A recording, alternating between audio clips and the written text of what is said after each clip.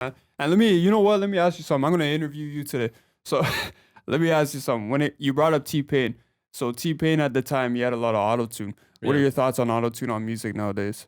Honestly, for me, I feel like auto tune works accordingly. Like if you have like the perfect like voice for it, like if it like hits accordingly to and all that. Like I know with T Pain, like it actually gives like an interesting like melody and style and Mm-hmm. all that. Like when Future started to do it, like you could also notice it was like very rough and all that. Like if you listen to this turn on the lights and all that, like that was like one of the most like roughest like styles like he had at that time. And then he started to improve and like find his like own sound for like coding crazy and all that, and for like his mixtapes and all that. And it works with like a lot of people too. Like I know like 808s and Heartbreaks by Kanye, like he used like a lot of like auto tune at that time, and Yeah.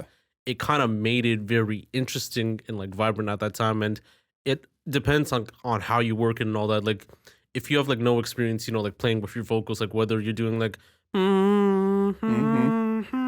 or do do do do, like it depends, like if it gets like kind of rough and all that, Yeah. then sometimes too you have to figure out like how you could like balance it. How do you like balance the EQ with the filter and all that?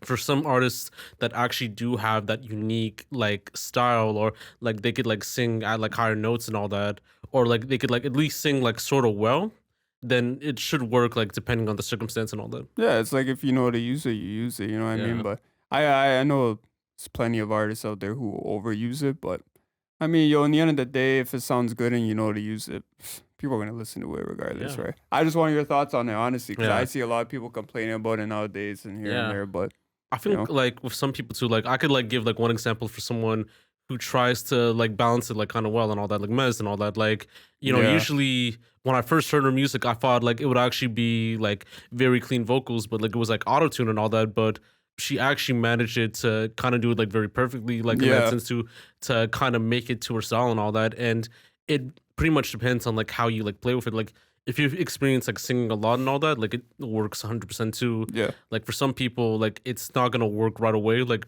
usually, like if you want to improve your vocals, like get a vocal coach and all that. Like a vocal coach can help you throughout the way in guiding you to the right sound, to knowing the right pitches, to knowing like what type of sound you are. Like for people who are baritone, they'll usually go like very low and all that. Like Yeah, Friday and 100%. all that. Friday, that R&B singer, like who did God did. Mhm, It works for him. For mhm. people who are altos, they try to do it more of a pitch, like Drake and all that, or Kanye. For people who are, I think, soprano, they just kind of hit that high voice, like Doja Cat or like Pink Panthers and all that. So it all depends on like how your range is and like how you work on it accordingly, how you train with your vocal coach and all that. So 100%. No, yeah, 100%. I agree with you there.